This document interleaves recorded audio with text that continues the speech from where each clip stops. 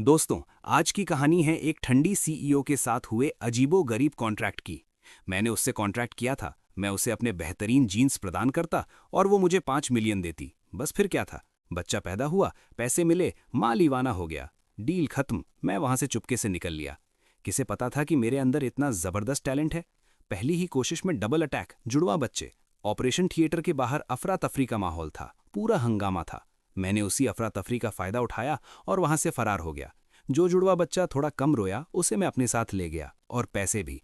अगले 6 साल तक मैंने गांव में मुर्गियां पालीं, सब्जियां उगाईं। मेरा बेटा हियान श्याओमिन मेरी वजह से हेल्दी और खुशहाल था।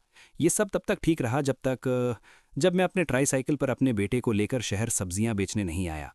तभी मेरे सामने एक माई बैच कार आकर रुकी। उस कार से एक छोटा बच्चा सूट पहने उतरा, और वो हूबहू मेरे बेटे जैसा दिखता था। वो बच्चा बोला, पापा, आपने शहर में मेरा कोई और भाई कब छुपा कर रख लिया? हियान श्याओमिन। ये चीख इतनी जोरदार थी कि आसपास सब्जियां बेच रहे सारे लोग, खरीदार, सबकी नजरें अचानक मुझ पर टिक गईं। बस अब मैं फंस गया। मेरा दिमाग सुन्न हो गया। मैं जो पत्ता गोभी एक आंटी को बेचने वाला था, वो मेरे हाथ से लगभग गिर ही गई। मेरे माथे पर ठंडा पसीना आ गया।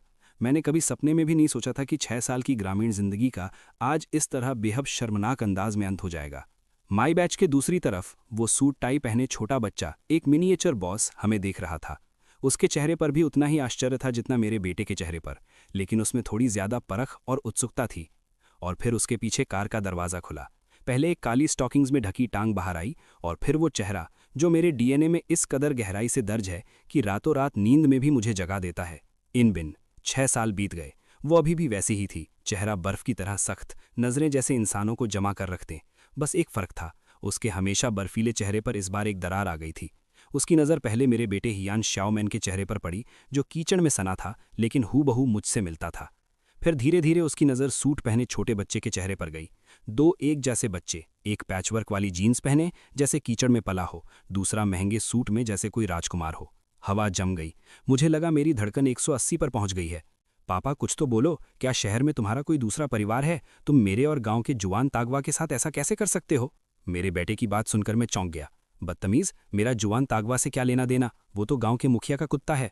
मैंने फौरन हियान श्याओमैन का मुंह दबा दिया। मैंने रोने से भी बदतर एक जबरदस्ती की मुस्कान बनाई। बच्चों की बातें हैं, बस बच्चों की बातें हैं।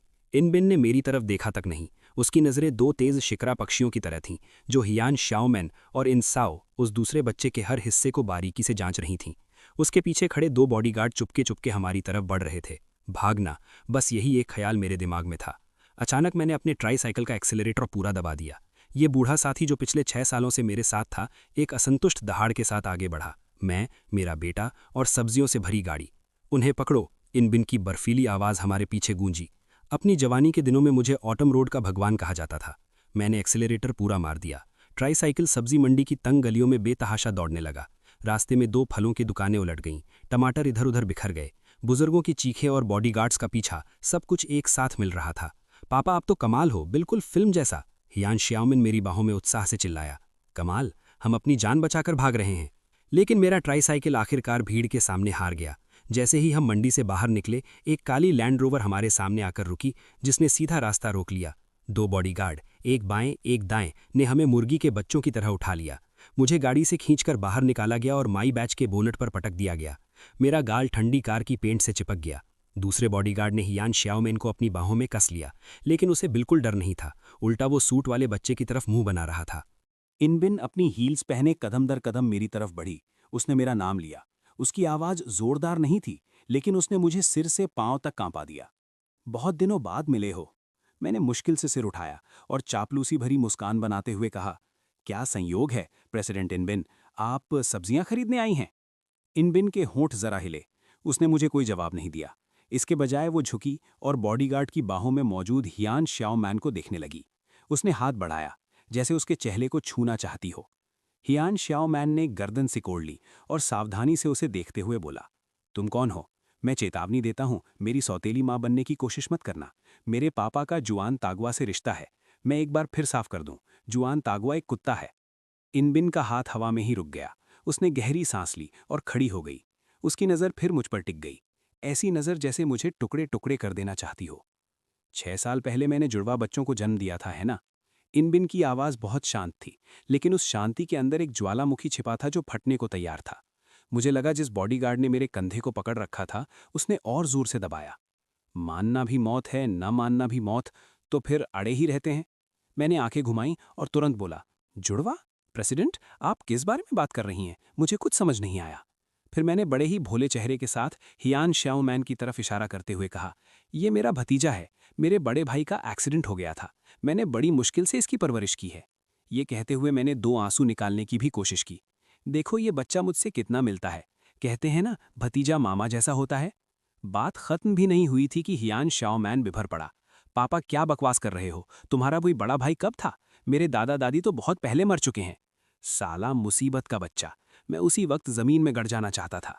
तभी इनबिन ने कहा, ये इंसाओ का बर्थ सर्टिफिकेट है और उस साल के हॉस्पिटल के रिकॉर्ड्स बताते हैं कि नंबर बी के इंक्यूबेटर में रखा बच्चा जन्म के 3 घंटे बाद गायब हो गया था। मेरा दिल बैठ गया। मैं लापरवाह हो गया था। उस वक्त मुझे बस भागने की पड़ी थी, सबूत मिटाना भूल गया। इत्तेफाक है, बस इत्तेफाक होगा। इनबिन ने मुझसे बहस नहीं की। उसने सीधे बॉडीगार्ड्स को आदेश दिया, इन्हें क्लाउड टॉप मैंशन ले चलो और एडवोकेट संघ से संपर्क करो। मैं तुरंत डीएनए टेस्ट करवाना चाहती हूँ। जी प्रेसिडेंट। 2 बॉडीगार्ड्स ने मुझे अपराधी की तरह उठाया और एक लैंड रोवर में डाल दिया।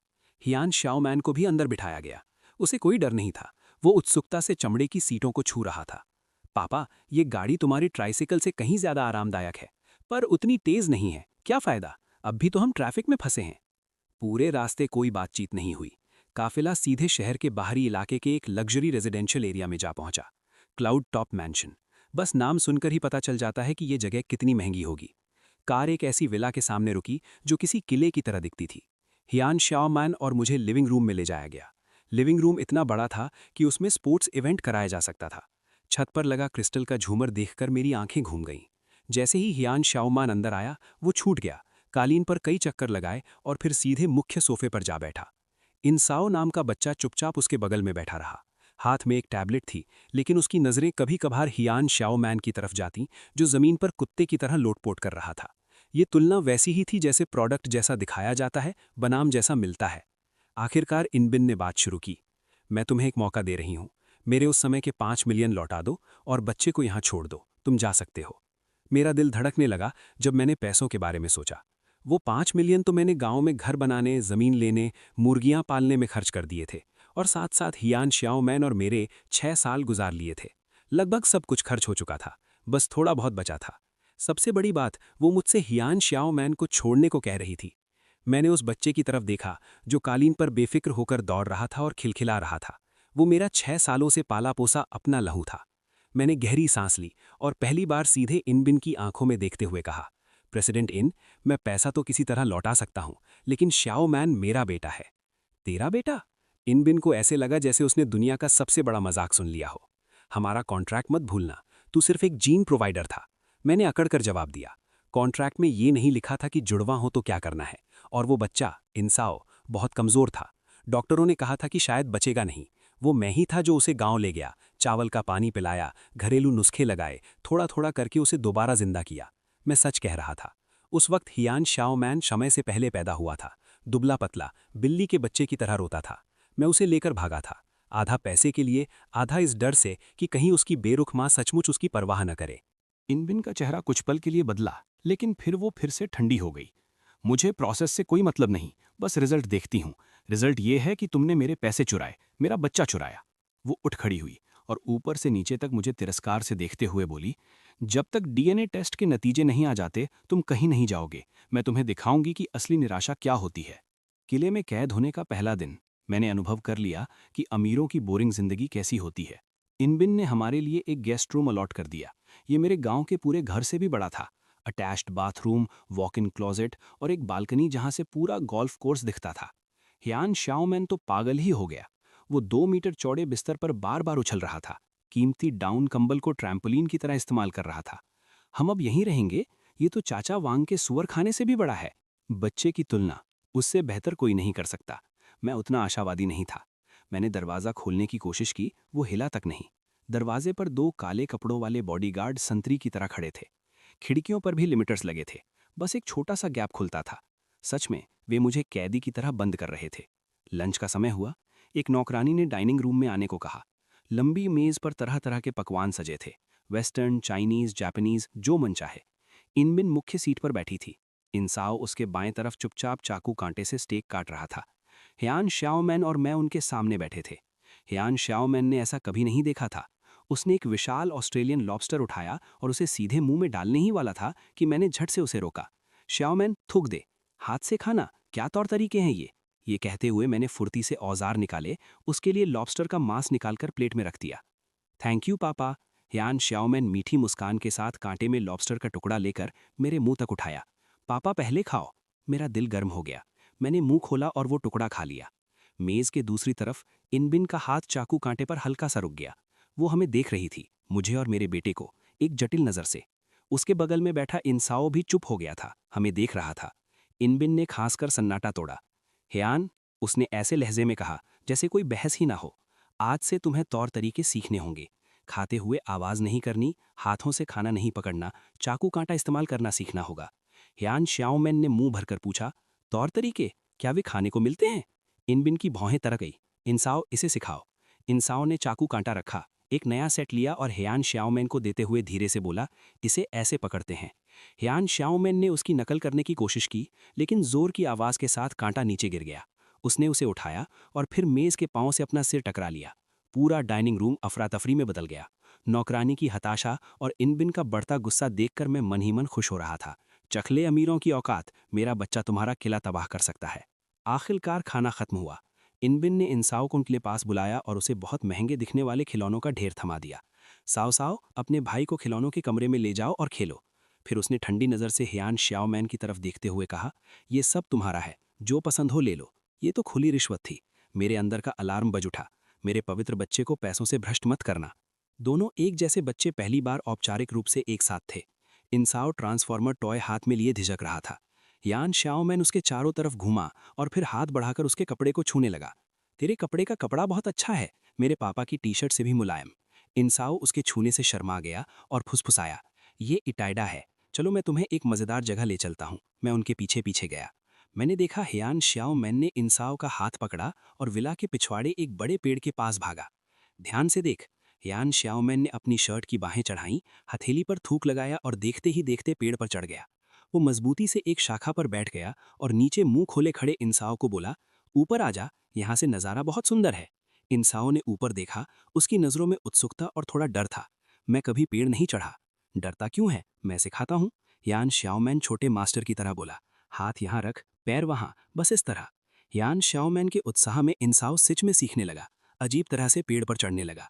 मैं पेड़ से लगकर खड़ा था, मन में मिलीजुली भावनाओं के साथ यह दृश्य देख रहा था। तभी पीछे से इनबिन की आवाज आई, हियान, तुम्हें क्या लगता है, इस तरह की परवरिश से इन बच्चों का भविष्य क्या होगा? मैं मुड़ा तो देखा वो कब की खड़ी थी, उसके चेहरे पर व्यंग्य था। चिड़िया के बच्चे निकालना या पहाड़ों में शिकार? मैं मुस्कुराया और उस छोटी सी आकृति की तरफ इशारा किया जो पेड़ पर चढ़ने की कोशिश कर रही थी। प्रेसिडेंट इन, मैं उसे अरबों की प्रॉपर्टी नहीं दे सकता, लेकिन मैं उसे एक खुशहाल बचपन दे सकता हूँ। देखो, आपका बेटा भी अभी कितना खुश है।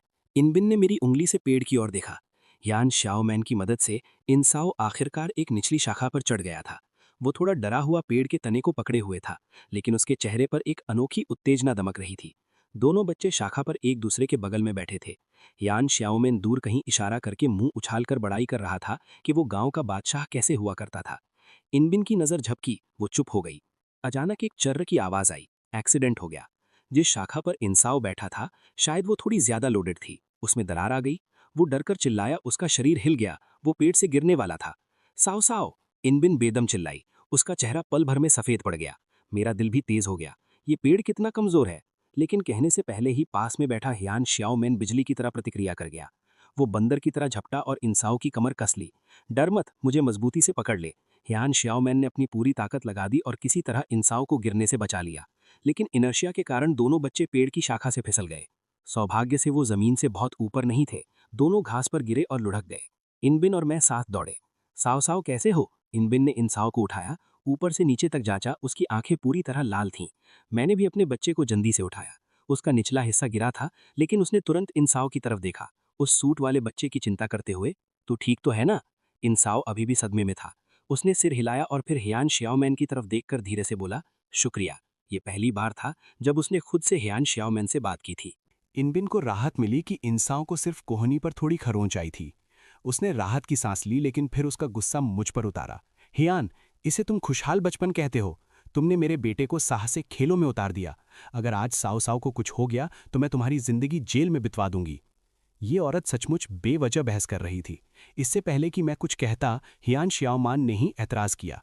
मेरे पापा की कोई गलती नहीं है, मैं ही उसे पेड़ पर चढ़ाने ले गया था। मैं एक मर्द हूं, एक असली मर्द के लिए गिरकर क्या होता है? मैं तो रोज गिरता हूं। वो तनकर मेरे सामने खड़ा हो गया, मुर्गे की तरह अपनी मुर्गी मतलब मुझे बचा रहा था। और मैंने ही उसे बचाया है, तुम्हें मुझे शुक्रिया कहना चाहिए। इनबिन उसके जवाब से सन्न रह गई। वो उस बच्चे को देख रही थी जो उसके बेटे जैसा दिखता था, लेकिन बिल्कुल विपरीत स्वभाव का था। वो कुछ देर तक कुछ बोल नहीं पाई। माँ, उसे डांटो मत, मैं खुद चढ़ना चाहता था। इनबिन का चेहरा रंग बदल रहा था। शायद पहली बार उसके दोनों बेटों ने उसे एक साथ धोखा दिया था। आखिर में उसने ठंडे स्वर में एक बात कही, हम देख लेंगे, और बिना पीछे देखे घर के अंदर चली गई। मैंने झुककर हियान श्याओमान के सिर पर हाथ फेरा। शाबाश बेटा, आज तूने बहुत बहादुरी दिखाई। बिल्कुल, मैं अपने पापा का बेटा हूँ। इस तूफान ने मुझे कमज़ोर ज़रूर बना दिया था, लेकिन मैं जानता था कि मैंने दोनों बच्चों के दिलों में एक बीज बो दिया था। रात को इनबिन ने पैसों की ऑफेंस से वापसी करने की कोशिश की। उसने नौकरानी से कहा कि एक पूरे कमरे के सारे खिलौने हियान श्याओमान के कमरे में ले जाए। Remote control car, LIGO castle, limited edition की फिगर्स, पहाड़ सा ढेर लग गया। ये सब तुम्हारा है। इनबिन दरवाजे पर खड़ी अपनी उसी ठंडी अभिव्यक्ति के साथ बोली। जब तक तुम अच्छे से रहोगे आगे भी बहुत कुछ मिलेगा। पूंजीवादी भ्रष्टाचार शुरू हो गया था। मैं घबराकर हियान श्याओमान को देखने लगा। मैंने देखा मेरा बेटा खिलौनों के पहाड़ में काफ़ी देर तक छानबीन करता रहा और अंत में एक सबसे सस्ती प्लास्टिक की पानी की पिस्तौल ले आया। फिर उसने मेरी तरफ उत्सुकता से देखा, क्या मैं इससे खेल सकता हूँ? मैंने सिर हिला दिया। वो खुशी से पिस्तौल लेकर कुछ देर छत पर ब्यूं ब्यूं करता रहा, फिर उसे एक तरफ फेंककर दौड़ता हुआ मेरे पास आया और मुझसे लिपट गया। मुझे एक कहानी सुनाओ, कहानी सुनाओ, कैसे तुमने गाँव में जंगली सुअरों को भगाया था? मैंने सुअर को कब भगाया? मुझे तो एक सुअर ने 3 किलोमीटर तक भगाया था। मैंने गला साफ किया और मनगढ़ंत कहानियां बनाने लगा। हियान श्याओमान बड़े चाव से सुनता रहा और जल्द ही मेरी बाहों में सो गया। मैंने उसे सहलाया और धीरे से बिस्तर पर लिटा दिया। मुड़कर देखा तो इनबिन अभी भी दरवाजे पर खड़ी थी, गई नहीं थी। उसकी नज़रें उन महंगे खिलौनों पर थीं जिन्हें हियान श्याओमान ने कूड़े की तरह फेंक दिया था, और फिर उस बच्चे पर जो मेरी बाहों में सुकून से सो रहा था। उसकी आंखों में एक जटिल भावना थी जिसे मैं समझ नहीं पा रहा था। मैं उसके पास गया, आवाज़ धीमी की, प्रेसिडेंट इन, आपने देखा, कुछ चीज़ें होती हैं जो पैसे से नहीं खरीदी जा सकती। मैंने जानबूझकर सीना तान दिया। उसके सामने थोड़ी बाजी पलटना चाहता था, जैसे पैतृक प्यार। इनबिन बहुत देर तक चुप रही, इतनी देर कि मुझे लगा वो सीधे बॉडीगार्ड्स को बुलाकर मुझे बाहर निकलवा देगी। फिर बोली, कल डीएनए टेस्ट के लिए सैंपल भेजे जाएंगे। हियान, बेहतर होगा कि वो मेरा बेटा ना निकले। ये कहकर वो मुड़ी और चली गई। उसकी अकेली आकृति को देखकर मेरे दिल में जो थोड़ी जीत थी वो अचानक गायब हो गई। ये औरत उतनी बुरी भी नहीं लग रही थी, लेकिन ये ख्याल सिर्फ 3 सेकंड टिका, क्योंकि मुझे अचानक याद आया हियान श्याओमान 100% उसका बेटा है। जैसे ही नतीजे आएंगे मेरी मौत का फैसला सुनाया जाएगा। नहीं, ये नहीं हो सकता। मैं हाथ पर हाथ धरे नहीं बैठ सकता।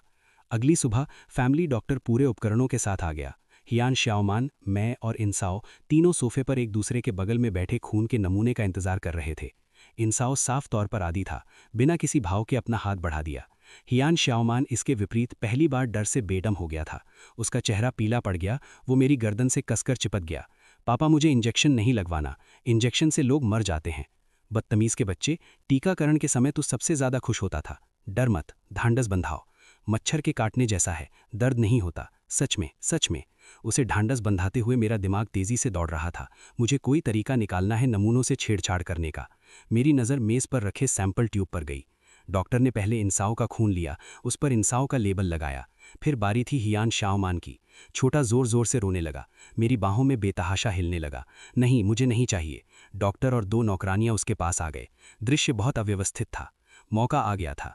जब सबका ध्यान हियान श्याओमान पर था, मैंने चुपके से हाथ बढ़ाया और अपने नाखून से अपनी बाह को गहरा काट लिया। कितना दर्द था। जिस पल डॉक्टर ने हियान श्याओमान को सुई मारी, मैंने उसे ढांढस बंधाते हुए दिखावा किया और अपना हाथ उसकी बाह के नीचे से फिरा दिया।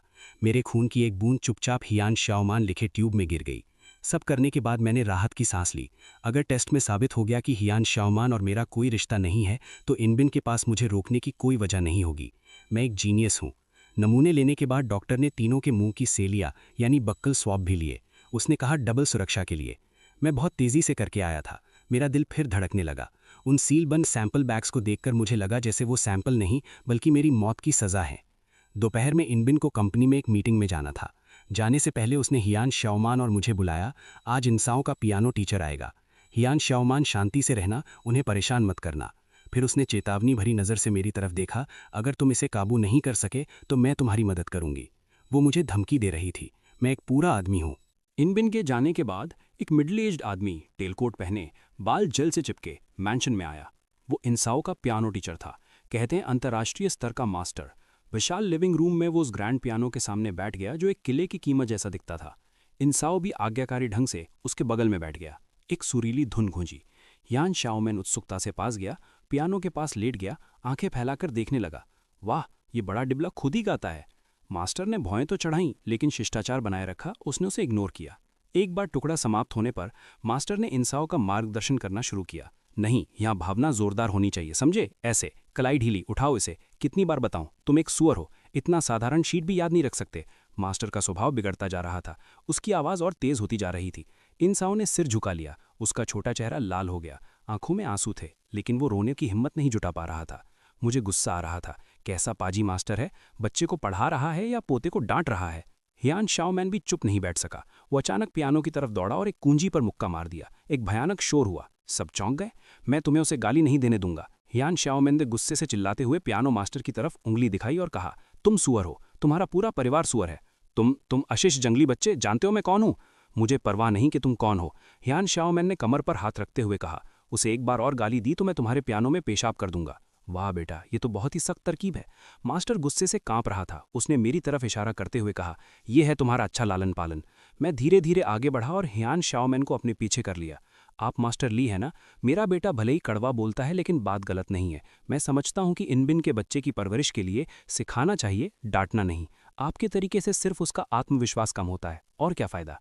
तुम क्या जानते हो? मास्टर ने तिरस्कार से मुझे देखा। तुम एक गंवार, क्या तुमने चौपिन के बारे में सुना है? मैं मुस्कुराया।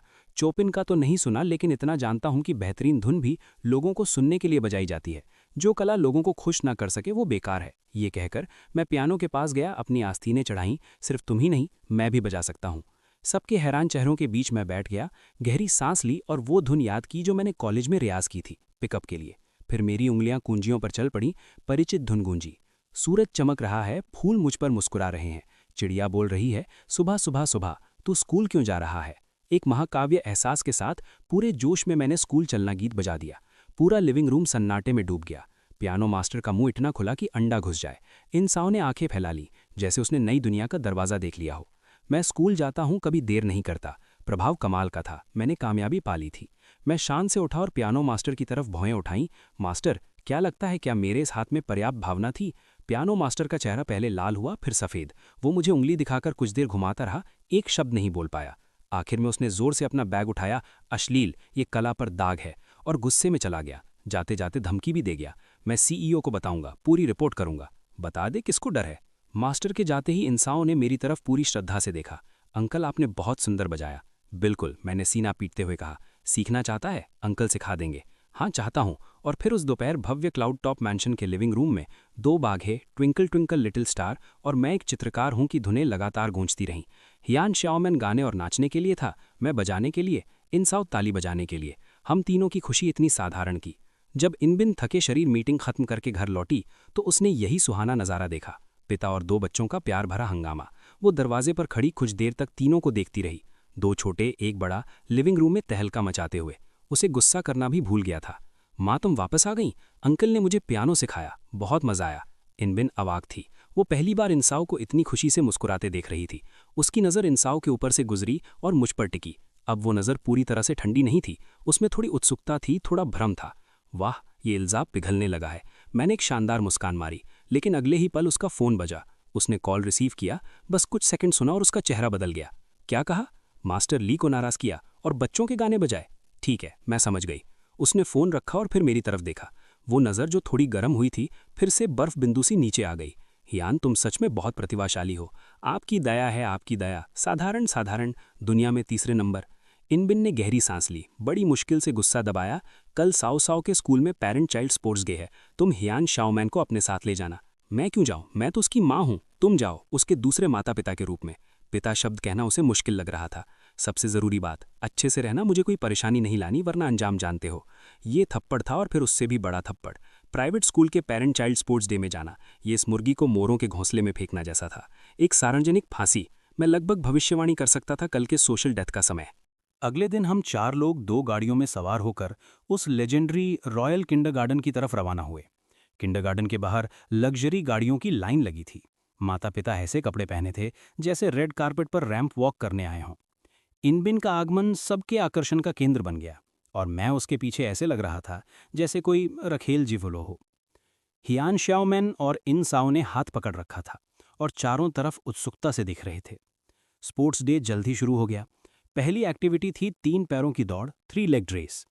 हियान श्याओमैन और मैंने एक टीम बनाई, इनबिन और इन साओ ने दूसरी टीम। पापा मारो, हमें पहला आना है। मैंने इनबिन के पैरों में लगे लिमिटेड एडिशन की स्नीकर्स देखे, फिर अपने अस्थायी खरीदे जूतों को थोड़ी असुरक्षा महसूस हुई। पिस्तौल की आवाज के साथ मैंने तुरंत नारा बुलाया, 1 2 1, और हियान श्याओमैन के साथ भागने लगा। मेरे बेटे और मेरा तालमेल एकदम जबरदस्त था। हम पूरी रेस में आगे थे। बस हम फिनिश लाइन पर पहुंचने ही वाले थे कि अचानक एक एक्सीडेंट हो गया। बगल के ट्रैक पर एक मोटा पिता फिसल गया और सीधा इनबिन और इन साओ की तरफ गिर पड़ा। सावधान! मेरी पुतलियां सिकुड़ गईं। ये लगभग एक रिफ्लेक्स था। मैंने अपने पैरों में बंधी रस्सी को तुरंत खोला और एक छलांग लगाई। मैंने पूरी ताकत से इनबिन और इंसाओ को धक्का दे दिया। वो दोनों कुछ कदम लड़खड़ाकर पास की घास पर गिरे, सुरक्षित। और वो मोटा आदमी अपने पूरे वजन के साथ मुझ पर जा गिरा। हाय मेरी कमर! मुझे लगा मेरे सारे अंदरूनी अंग जगह बदल गए हैं। मैं तारे देख रहा था। भीड़ में हंगामा मच गया। टीचर और स्टाफ दौड़ते हुए आए। कई लोगों ने मिलकर उस मोटे पिता को मेरे ऊपर से उठाया। सर आप ठीक हैं? मैं जमीन पर मरे कुत्ते की तरह पड़ा था। मुझे उठने में काफी देर लग गई। इनबिन ने अपनी शान छोड़ दी। वो मेरी तरफ दौड़ी, झुकी, मेरा हाल पूछने लगी। हियान कैसे हो? उसकी आवाज में बेचैनी थी, जिसे उसने खुद नोटिस भी नहीं किया होगा। मैंने मुश्किल से सिर उठाया और एक जबरदस्ती की मुस्कान बनाई। ठीक हूं, अभी जिंदा हूं, बस लग रहा है जैसे मुझे टैंक ने कुचल दिया हो। हियान श्याओमैन और इंसाओ भी रोते हुए मेरे पार दौड़े आए। पापा, अंकल! दोनों बच्चों ने मुझे दोनों तरफ से कसकर पकड़ लिया और फूट फूट कर रोने लगे। उन्हें देखकर मेरा दिल पिघल गया और लगा कि कमर का दर्द थोड़ा कम हो गया। ये वीरता बचाने लायक थी। आखिरकार एक एम्बुलेंस में मुझे घायल की तरह उठाकर सीधे अस्पताल ले जाया गया। जांच के बाद सौभाग्य से सिर्फ मेरी पीठ के सॉफ्ट टिश्यू में गंभीर चोट थी, कोई हड्डी नहीं टूटी थी। मैं एक वीआईपी रूम में लेटा था, एक नौकरानी के अनूठे ध्यान का आनंद ले रहा था। इनबिन स्कूल के मामलों को निपटाकर भी आई। वो बिस्तर के पास खड़ी होकर बहुत ही जटिल अभिव्यक्ति के साथ मुझे देख रही थी। धन्यवाद, उसने धीमी आवाज में कहा। यह पहली बार था जब उसने इतनी ईमानदारी से मुझे धन्यवाद दिया था। मैं कान से कान मुस्कुराया। एक शानदार पोज देना चाहता था, लेकिन पीठ की चोट ने जोर करवा दिया। इतना दर्द हुआ कि मैं बिलबिला गया। प्रेसिडेंट, सिर्फ धन्यवाद काफी नहीं, मैंने आधे मजाक में कहा। ये तो काम पर चोट है, मेडिकल खर्च, खोई हुई मजदूरी, मानसिक पीड़ा, तुम बताओ। इनबिन ने मुझे एक घूर से देखा, लेकिन उसके होठों पर एक लगभग अदृश्य मुस्कान खिंचाई। तेरी कोई कमी नहीं रखूंगी। फिर रुककर बोली, आज मैं गलत थी, मुझे तुम्हें नहीं जाने देना चाहिए था। तुमसे माफी भी मांगी जाती है? कोई बात नहीं, इसे एक जीवन अनुभव समझ लो। मैंने दरिया दिली से हाथ हिलाया। कमरे का दरवाजा खुला। हियान श्याओमैन और इंसाओ डरते डरते सिर निकालकर अंदर आए। वो फलों की एक टोकरी लाए थे। लग रहा था इनबिन ने अभी अभी खरीदी थी। पापा, अभी भी दर्द होता है? हियान श्याओमैन ने टोकरी रखी और सावधानी से बिस्तर के पास आकर पूछा। अंकल सॉरी, इंसाओ ने भी सिर झुकाकर माफी मांगी। तुम लोगों की कोई गलती नहीं है, मैंने उनके सिर पर हाथ फेरते हुए कहा। मुझे खुशी है कि तुम लोग सुरक्षित हो। इंसाओ ने चमकती आंखों से मेरी तरफ देखा।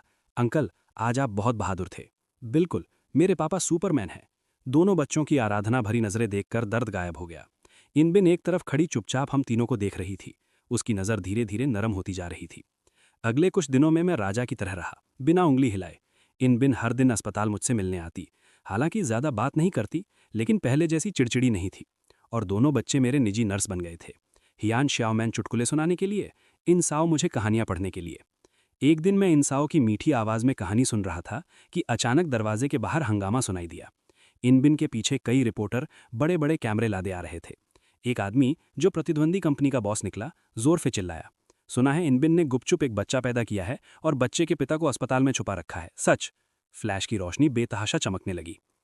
मैं सन्न रह गया। इनबिन का चेहरा बदला। वो तुरंत मेरे और बच्चों के बीच आ गई। तुम लोग कौन हो? किसने तुम्हें अंदर आने दिया? सिक्योरिटी। प्रेसिडेंट इन, घबराए नहीं, सामने वाले आदमी ने चालाकी से मुस्कुराते हुए कहा। हम तो बस आपसे एक बात पुष्टि करना चाहते हैं। यही हैं बच्चों के पिता, है ना? और ये दोनों आपके जुड़वा बच्चे हैं? उसका लेंस मेरे और हियान शाओमैन पर तिल गया। मुसीबत आ गई थी। ये इनबिन के प्रतिद्वंदी थे, जो इस स्कैंडल से इनबिन और उसकी कंपनी पर हमला करना चाहते थे। इनबिन गुस्से से कांप रही थी, लेकिन बच्चों को बचाने के लिए वो कदम दर कदम पीछे हट रही थी। रिपोर्टर दबाव बना रहे थे। कृपया हमारे सवालों का जवाब दें। इस सज्जन के साथ आपका क्या रिश्ता है? आप बच्चों की पहचान कब उजागर करेंगी? देखा वे लोग मेरे बिस्तर तक आने ही वाले थे कि मैंने हिम्मत जुटाई, अपनी पीठ की तीव्र पीड़ा सहते हुए अचानक बिस्तर से कूद पड़ा। मैंने बेड साइड टेबल पर रखा पानी का जग उठाया और उन रिपोर्टरों पर फेंक दिया। ले ये सालों! फिर मैंने इनबिन और दोनों बच्चों को पकड़ा, खिड़की की तरफ इशारा करते हुए चिल्लाया, कूदो! मेरी इस रिस्की चाल ने सबको चौंका दिया। रिपोर्टर गर्म पानी से जलते हुए चीख रहे थे, बेहोशी से पीछे हट गए। इनबिन भी मेरी हरकत से हक्की बक्की रह गई। कूदो, ये तीसरी मंजिल है। तो क्या हुआ तीसरी मंजिल? मैंने बिस्तर की चादरें फाड़ी, उन्हें बट कर एक रस्सी बनाई। गांव में मैं 5वीं मंजिल से कूद चुका हूं, अभी रोज दूसरी मंजिल से कूदता हूं, टखना मुड़ जाता है। मैंने चादर का एक सिरा रेडिएटर के पाइप से बांधा और दूसरा सिरा खिड़की से बाहर लटका दिया। जल्दी करो, मैं पीछे संभाल लूंगा। मैंने इनबिन और दोनों बच्चों को चादर से नीचे उतरने के लिए धक्का दिया। इनबिन ने थोड़ी हिचकिचाहट दिखाई, लेकिन बाहर बढ़ते रिपोर्टरों को देखकर उसने दांत पीस लिए, इंसाओं को उठाया और पहले उतर गई। हियान शाओमैन ने उसके बाद, छोटा बहादुर बंदर से भी तेज उतरा। पापा, मैं नीचे तुम्हें पकड़ लूंगा। मैंने इनबिन को आखिर में खिड़की से बाहर निकलते देखा, राहत मिली। फिर मैं उन रिपोर्टरों की तरफ मुड़ा जो अब तक संभल चुके थे, और उन्हें एक चुनौती भरी मुस्कान दिखाई। मैंने बगल में पड़ा तकिया उठाया और फिर जो कुछ भी फेंक सकता था उन पर फेंक दिया। आओ, दिखाता हूं गांव के लोग कितने ताकतवर होते हैं। काफी अफरा तफरी मचाने के बाद मैंने चादर पकड़ी और खिड़की से कूद पड़ा। मेरा उतरना सही नहीं रहा। मेरा निचला हिस्सा फिर से जमीन से टकराया। पीठ की चोट और अब निचले हिस्से की चोट, डबल मैर। इनबिन दौड़कर मुझे उठाने लगी। पागल हो गया क्या? वो गुस्से और बेचैनी से भरी थी। उसकी आंखें लाल थीं। बकवास बंद करो, चलो यहां से। एक पैर से लंगड़ाते हुए इनबिन के सहारे हम दोनों बच्चों को लेकर अस्पताल से भाग निकले। वापस क्लाउड टॉप मेंशन पहुंचे, सबके होश उड़े हुए थे। इनबिन ने तुरंत कंपनी के पीआर विभाग को फोन लगाकर मामला संभालने को कहा और मैं फिर से बिस्तर पर लेट गया। इस बार सचमुच हिल भी नहीं सकता था। हियान शाओमैन और इंसाओ मेरे बिस्तर के पास खड़े चिंतित चेहरों के साथ मुझे देख रहे थे। पापा, तुम मरोगे क्या? बदतमीज, तेरा मुंह काला। इनबिन ने कंपनी के मामले निपटाए और मेरे कमरे में आई। सबको बाहर भेज दिया। कमरे में सिर्फ हम दोनों रह गए। आज तुमने ऐसा क्यों किया? क्या करना, वो तो आत्मरक्षा थी। तुम जानते हो मैं ये नहीं पूछ रही। वो बिस्तर के पास आकर बैठ गई। तुम मुझे इग्नोर कर सकते थे। हमें बचाने के लिए अपनी जान जोखिम में क्यों डाली? मैंने उसे रोशनी में देखा। उसने अपना सारा बचाव उतार फेंका था। उसके चेहरे पर थकान और भ्रम था। वो दूर की ठंडी सीईओ नहीं थी, बल्कि एक साधारण औरत लग रही थी। मैं थोड़ी देर चुप रहा, फिर बोला, मैंने तुम्हें नहीं बचाया। इनबिन की नज़र थोड़ी फीकी पड़ी। मैंने अपने बच्चे को बचाया।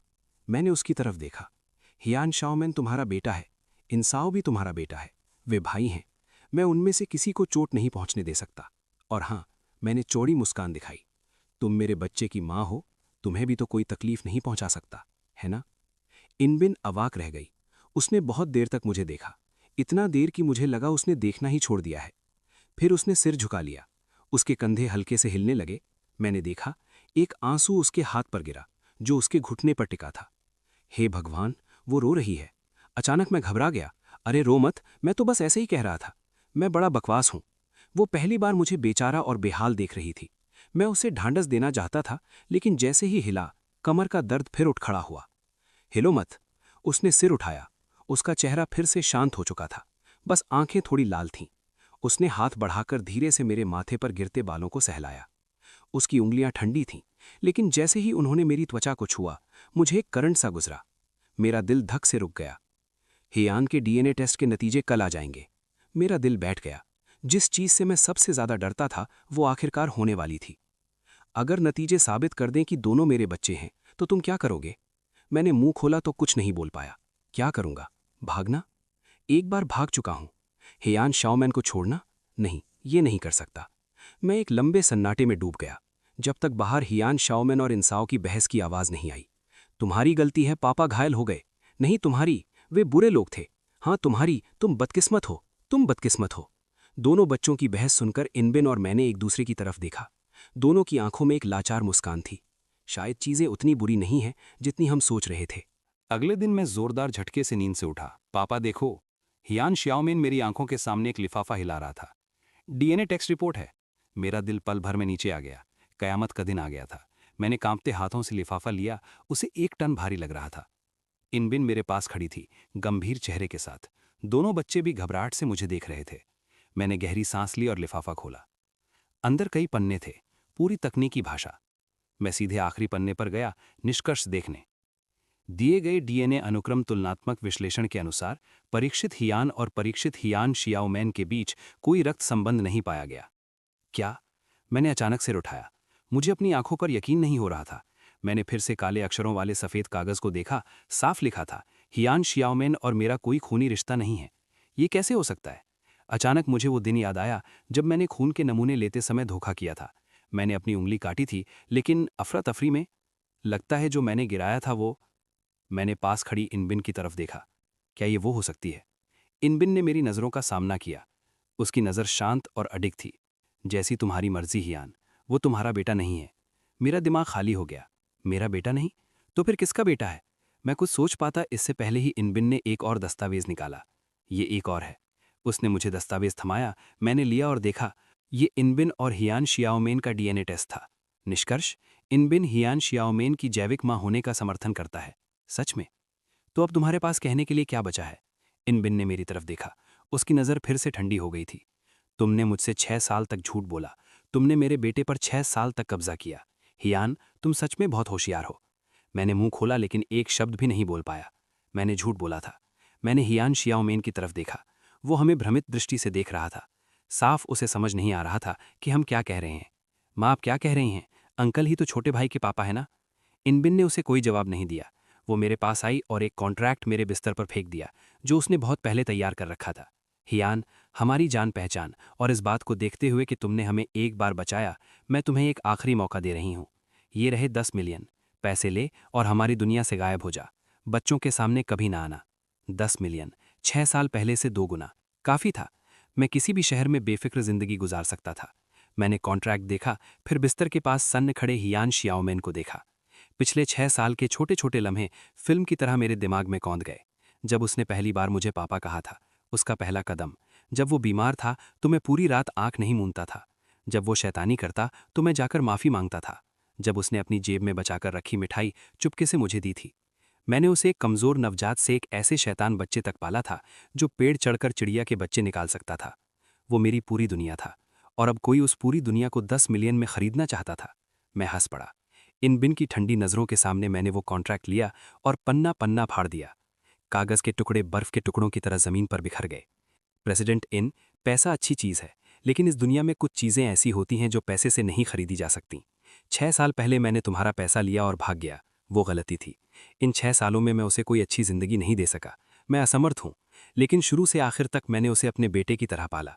मैंने उसे चलना सिखाया, बात करना सिखाया, इंसान बनना सिखाया, सीधा रहना, बहादुर रहना। वो हियान का बेटा है, चाहे खून का रिश्ता ना हो। जब तक मैं जिंदा हूं, वो हमेशा मेरा बेटा रहेगा। तुम कुछ भी कहो, मैं इसे नहीं बदलूंगा। जब तक मैं मर न जाऊं। मेरी बातें कमरे में बम की तरह फट गईं। इनबिन का चेहरा पल भर में पीला पड़ गया। उसने शायद कभी सोचा नहीं था कि उसकी नज़रों में एक मौका परस्त गांव का आदमी ऐसी बातें कहेगा। उसके होंठ कांपे, लेकिन एक शब्द भी पूरा नहीं बोल पाई। मैं नहीं चाहता कि तुम मरो। हियान शियाओमैन फूट फूट कर रोने लगा। मुझे कोई माँ नहीं चाहिए, मुझे सिर्फ पापा चाहिए, मुझे मत छोड़ना। वो मेरी तरफ दौड़ा और मेरे पैरों से चिपक गया। मैं झुका और उसे कसकर गले लगा लिया। मेरी आंखें भी लाल हो गईं। अरे बदतमीज, तेरा पापा तुझे कैसे छोड़ सकता है? इन शियाओ भी पास आ गया। उसने हमें देखा, फिर अपनी माँ को देखा। उसके छोटे चेहरे पर उलझन और अनिर्णय था। थोड़ी देर झिझकने के बाद उसने अपना छोटा हाथ बढ़ाकर धीरे से मेरी शर्ट को खींचा। अंकल मत जाइए। मेरा दिल पिघल गया। बस तभी दरवाजे पर एक अप्रत्याशित आवाज गूंजी। एक बुजुर्ग, सफेद बालों वाले लेकिन तेज दिमाग वाले, लाठी के सहारे और बटलर के साथ अंदर आए। वो इनबिन के पिता थे, इनबिन ग्रुप के चेयरमैन। मैंने उन्हें सिर्फ फाइनेंशियल मैगजीन में देखा था, वो यहाँ कैसे? इनबिन चौंक कर सीधी हो गई। पापा, अगर मैं नहीं आता तो तू ये घर तबाह कर देती। बुजुर्ग ने ठंडी नजर से सबको देखा। आखिर में उसकी नजर मुझ पर टिकी। तो तू ही है हियान। मैंने पीठ सीधी कर ली। मैंने डीएनए रिपोर्ट भी देख ली है। वो इनबिन के पास गया और गुस्से से बोला, तुम्हारी हिम्मत कैसे हुई डीएनए रिपोर्ट में फर्जीवाड़ा करने की? मैंने सिर उठाकर इनबिन की तरफ देखा। फर्जीवाड़ा? इनबिन का चेहरा सफेद पड़ गया। उसने सिर झुका लिया। पापा, तुम्हें क्या लगता है मैं तुम्हारी चाल नहीं जानता? तुम फर्जी रिपोर्ट के जरिए हियान को भगाना चाहती थी और दोनों बच्चों को अपने पास रखना चाहती थी। तुम बहुत स्वार्थी हो। बुजुर्ग ने बटलर से एक और दस्तावेज लिया और मुझे दे दिया। ये असली डीएनए रिपोर्ट है। मैंने कांपते हाथों से उसे लिया। निष्कर्ष के पन्ने पर साफ लिखा था, हियान शाओमेन का जैविक पिता होने की पुष्टि करता है। मुझे लगा मेरा दिमाग 10,000 घोड़े दौड़ा रहे हैं। ये औरत, मैंने गुस्से से इनबिन की तरफ उंगली उठाई, कुछ बोल नहीं पा रहा था। तुमने ये सब क्या कर डाला? इनबिन चुप थी। इनबिन के पिता बोले, उसने सिर्फ तुम्हारी परीक्षा लेनी चाहिए थी। वो जानना चाहती थी कि तुम्हारे दिल में पैसा ज्यादा कीमती है या बच्चे। 6 साल पहले तुम पैसे के लिए सब कुछ छोड़ सकते थे। वो डरी थी कि तुम फिर से ऐसा करोगे। मैं अवाक रह गया। तो पहले सब कुछ उसकी परीक्षा थी, और तुम्हारी परीक्षा का क्या नतीजा निकला? मैंने बुरी तरह से पूछा। इनबिन ने कोई जवाब नहीं दिया, लेकिन उसकी लाल आंखें ही सब कुछ बयान कर रही थी। बुजुर्ग इन बोले, अतीत को अतीत रहने दो। अब सबसे जरूरी ये है कि बच्चों का क्या किया जाए। उसने पहले मेरी तरफ देखा, फिर इनबिन की तरफ। तुम दोनों बच्चों के जैविक माता पिता हो। कोई एक दूसरे के अधिकार नहीं छीन सकता। मेरी राय है, तुम दोनों शादी कर लो। क्या? मैं और इनबिन एक साथ चिल्लाए। शादी? मैं और ये इनबिन? क्या मजाक है? ये बुजुर्ग मुझसे भी ज्यादा कल्पनाशील था। पापा, क्या बकवास कर रहे हो? उसके और मेरे बीच कुछ भी संभव नहीं है। मैं भी नहीं चाहता। मैंने तुरंत समर्थन दिया। मुझे गांव की आज़ादी अच्छी लगती है। मैं अपनी पूरी जिंदगी एक आइसबर्ग के सामने नहीं बिताना चाहता। तू किसे आइसबर्ग कह रहा है? जो कहे वही है। हम दोनों फिर लड़ने वाले मुर्गों की तरह झगड़ने लगे। चुप करो दोनों, बुजुर्ग गरजे। तुम्हें लगता है मैं ये चाहता हूं? अगर मेरे 2 प्यारे पोते ना होते तो मैं तुम दोनों की परवाह ना करता। उसने हियान शाओमेन और इंसाओ की तरफ इशारा किया। इनसे पूछो, क्या वे एक पूरा परिवार चाहते हैं? क्या वे चाहते हैं कि पापा मम्मी साथ रहें? दोनों बच्चों ने एक दूसरे की तरफ देखा, फिर एक साथ सिर हिला दिया। हियान शाओमेन ने तो सीधा कहा, मैं चाहता हूं कि अंकल यानी पापा और माँ साथ रहें। इंसाओ ने भी धीरे से कहा, मैं भी सोचता हूं। वाह, मुझे 2 छोटे गद्दारों ने बेच दिया। इनबिन और मैं बेजुबान हो गए। बात तय है। बुजुर्ग ने हमें कोई मौका नहीं दिया। बच्चों को एक वैध पहचान देने और उन मीडिया वालों की बातें बंद करने के लिए तुम्हें शादी करनी होगी। बेशक सिर्फ एक कॉन्ट्रैक्ट मैरिज। तुम अलग अलग कमरों में सो सकते हो, कोई दखल नहीं। बच्चों के बड़े होने के बाद तलाक लेना हो तो ले लेना, मुझे कोई ऐतराज नहीं होगा। इनबिन और मैंने एक दूसरे की तरफ देखा। दोनों की आंखों में थोड़ी हिचकिचाहट थी। यही सबसे अच्छा और एकमात्र समाधान लग रहा था। मैं तुम्हें 1 दिन का समय देता हूं सोचने के लिए। बुजुर्ग बात खत्म करके बटलर के साथ चले गए। कमरे में फिर से हम चारों रह गए। माहौल इतना अजीब था कि उंगलियों से 3 कमरे बन सकते थे। आखिर में मैंने चुप्पी तोड़ी। तो प्रेसिडेंट इन, मैंने गला साफ किया, आप क्या सोचती हैं? इनबिन ने मुझे तिरस्कार से देखा। वो आइसबर्ग वाले नाम से अभी भी नाराज थी। बच्चों की खातिर मुझे कोई ऐतराज नहीं है, उसने ठंडे स्वर में कहा। ठीक है, मुझे भी कोई ऐतराज नहीं है। और इस तरह इनबिन और मेरी शादी इतनी जल्दी तय हो गई। 3 दिन बाद हम दोनों ने सिविल ऑफिस में अपने सर्टिफिकेट ले लिए। अपने हाथ में चमकदार लाल शादी का प्रमाण पत्र देखकर मुझे लगा जैसे मैं सपना देख रहा हूं। 6 साल पहले मैंने पैसे कमाने के लिए खुद को बेच दिया। 6 साल बाद मैंने बच्चे के लिए खुद को बेच दिया। जिंदगी सच में ड्रामे से भरी है। हमारे नए परिवार के गठन का जश्न मनाने के लिए मैंने खुद खाना बनाना और अपने हुनर दिखाने का फैसला किया। मैंने शेफ की मदद को विनम्रता से ठुकरा दिया और अकेले ही विला के किचन पर कब्जा कर लिया। पापा, आप क्या बढ़िया चीज बनाने वाले हो? हियान शाओमेन ने पानी भरे मुंह से पूछा। बनाता हूं अपनी स्पेशलिटी, डीजी वाला चिकन। मैंने गांव में आधे साल से पाल रहा मुर्गा निकाला और बनाना शुरू किया। साफ था कि इंसाओ और इनबिन ने ऐसा कभी नहीं देखा था। वे दूर छुप गए। आधे घंटे बाद किचन से एक लजीज सुगंध आने लगी। मैंने गर्मा गर्म चिकन का एक बड़ा बर्तन निकाला, चारों तरफ मक्के की रोटियां लगी हुई थीं और टेबल पर रख दिया। चखो अपने पापा का हाथ का खाना। हियान शाओमेन ने सबसे पहले एक रोटी उठाई, ग्रेवी में डुबोई और मुंह भरकर खाया। लाजवाब, बहुत लाजवाब। मैंने इंसाओ की प्लेट में एक चिकन लेग रखा। साओ साओ, तू भी चख। इंसाओ ने डरते डरते एक निवाला लिया। उसकी आंखें तुरंत चमक उठीं। लाजवाब। फिर मैंने इनबिन की तरफ गर्व से देखा। प्रेसिडेंट इन, आप भी चखिए। इनबिन ने थोड़ी हिचकिचाहट दिखाई, लेकिन फिर चॉपस्टिक से चिकन का एक छोटा टुकड़ा उठाकर बड़े शालीनता से मुंह में रखा और फिर वह सन्न रह गई। कैसा लगा? उसने कुछ नहीं कहा, बस एक और टुकड़ा लिया, फिर एक और। आखिर में उसने लगभग आधा बर्तन चिकन अकेले खा लिया। कहना नहीं चाहिए, लेकिन उसका शरीर बहुत ईमानदार था। रात के खाने के बाद हम चारों अजीब एहसास के साथ लिविंग रूम में टीवी देख रहे थे। हियान श्याओमैन और इंसाओ मेरे साथ चिपककर बातें कर रहे थे। इनबिन हमसे दूर एक सिंगल सोफे पर बैठी एक फाइनेंशियल मैगजीन पढ़ रही थी, लेकिन उसकी नज़रें हम पर कभी कभार पड़ती थीं। टीवी पर एक कॉमेडी फिल्म चल रही थी। हम तीनों खूब हंस रहे थे और हंसते हंसते इनबिन के होंठ भी हल्के से खिंच गए। उसी समय बाहर चांदनी खिड़की से आकर उसके चेहरे पर पड़ी। अचानक मुझे लगा ये आइसबर्ग इतनी ठंडी नहीं थी। कॉन्ट्रैक्ट मैरिज के बाद की जिंदगी अफरा तफरी और अनपेक्षित प्रभावों से भरी हुई। मैं गांव का एक प्रोफेशनल मुर्गी पालक था और एक दिन में मैं इनबिन ग्रुप के सीईओ का घरेलू पति बन गया। बेशक मेरी पत्नी का मुख्य कर्तव्य था बच्चों की देखभाल करना। इनबिन अब भी वही काम की दीवानी थी, रोज सुबह जल्दी निकलना, देर रात लौटना, लेकिन वो घर जल्दी आने लगी थी।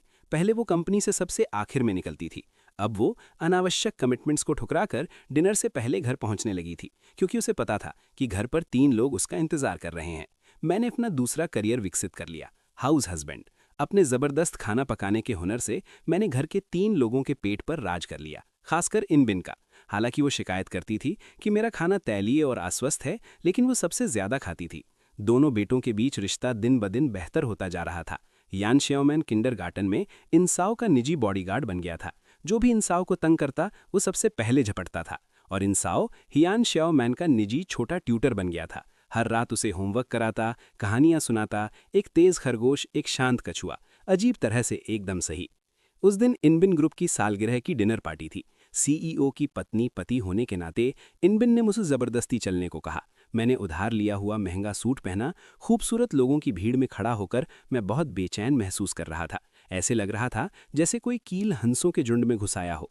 इनबिन इसके विपरीत एक रानी की तरह लग रही थी, चांदी का इवनिंग गाउन पहने, चकाचौंध। उसने मेरी बाह पकड़ी और बिजनेस टाइकून्स के बीच आसानी से घूमने लगी। ये मेरे पति हैं, हियान। जब भी वो मेरा परिचय इस तरह देती, मैं उन टाइकून्स की जटिल नज़रों को महसूस कर सकता था। जलन, ईर्ष्या और तिरस्कार का मिश्रण। बस देखते रहो, जी करता है पर मौका नहीं मिलता। पार्टी के बीच में जल चढ़ाए बालों वाला एक आदमी शराब का गिलास लिए हमारे पास आया। वही प्रतिद्वंद्वी कंपनी का बॉस था जिसने अस्पताल में हमें परेशान करने के लिए रिपोर्टर भेजे थे। उसका नाम था प्रेसिडेंट हुआंग। प्रेसिडेंट इन, कितने दिनों बाद मिले, आप दिन प्रतिदिन निखरती जा रही हैं। प्रेसिडेंट हुआंग ने बुरी मुस्कान के साथ कहा। तो ये हैं वो लेजेंडरी मिस्टर हियान। बहुत दिनों से नाम सुना था, बहुत खूबसूरत हैं। उसके शब्दों में ताना इतना साफ था कि बेवकूफ़ भी समझ जाता। इनबिन का चेहरा बिगड़ गया। वो भड़कने ही वाली थी कि मैंने झट से उसका हाथ पकड़ लिया और प्रेसिडेंट हुआंग को एक दमकती मुस्कान दी। प्रेसिडेंट हुआंग, है ना? आपका भी नाम बहुत सुना है। सुना है आपकी कंपनी को सप्लाई चेन में कुछ दिक्कतें आ रही हैं। खैर, बिजनेस है, कभी जीत कभी हार। मेरे जैसा तो भाग्यशाली है, एक अच्छी पत्नी मिल गई, जिंदगी भर चिंता ही नहीं। मैंने जानबूझकर इनबिन की कमर को जोर से दबाते हुए उसके कान में प्यार से कहा, है ना बीवी? इनबिन पूरी तरह अकड़ गई, लेकिन फिर भी उसने सिर हिला दिया। प्रेसिडेंट हुआंग का चेहरा तुरंत हरा हो गया। मैंने जो कहा, बाहर से लगा मैं अपनी पत्नी के सहारे शेखी बघार रहा हूं, लेकिन अंदर से मैं उसकी कंपनी की खराब हालत पर तंज कस रहा था और साथ में अपने प्यार का प्रदर्शन भी कर रहा था। न ज्यादा घातक, न ज्यादा कम, बस बहुत अपमानजनक। प्रेसिडेंट हुआंग इतना गुस्से में था कि बोल नहीं पा रहा था। मैंने शैंपेन का गिलास उठाया और ठीक उसी तरह हिलाया जैसे उसने हिलाया था। प्रेसिडेंट हुआंग, दूसरों की आलोचना करने से बेहतर है कि घर जाकर सोचिए अपने कर्मचारियों को तनख्वाह कैसे देंगे। कहीं ऐसा ना हो कि आपकी कंपनी दिवालिया हो जाए और आपको मेरी पत्नी के पास नौकरी मांगे आना पड़े। ये कहकर मैं इनबिन को लेकर वहां से चला गया। पीछे से प्रेसिडेंट हुआंग की गुस्से भरी गालियां सुनाई दे रही थीं। एकांत कोने में पहुंचकर इनबिन ने मेरा हाथ छोड़ दिया। उसने मुझे एक जटिल अभिव्यक्ति के साथ देखा। तुम मैंने गर्व से एक भौं उठाई। तेरा गुस्सा निकाल दिया, कोई शुक्रिया नहीं। इनबिन बहुत देर चुप रही, फिर अचानक उसने पूछा, तुम अब क्या बनोगे? मैं मुस्कुराया। मैं तो बस एक गांव का किसान हूँ, तुम्हारे बच्चों का पिता हूँ और तुम्हारा वैध पति हूँ। आगे आगे देखेंगे। मैंने बॉलरूम की चमकती रोशनी और दूर छुपकर केक खाते 2 छोटी आकृतियों को देखा। मुझे एक अद्वितीय शांति का एहसास हुआ। हाँ, इस औरत के साथ जिंदगी भर रहना शायद बुरा नहीं है। हाँ दोस्तों, कहानी अभी खत्म नहीं हुई, बल्कि शुरू हुई है। लेकिन इतना तय है, प्यार, परिवार और थोड़ी सी बेवकूफ़ी, यही असली जिंदगी है। अगली कहानी में फिर मिलेंगे, तब तक के लिए जय हिंद।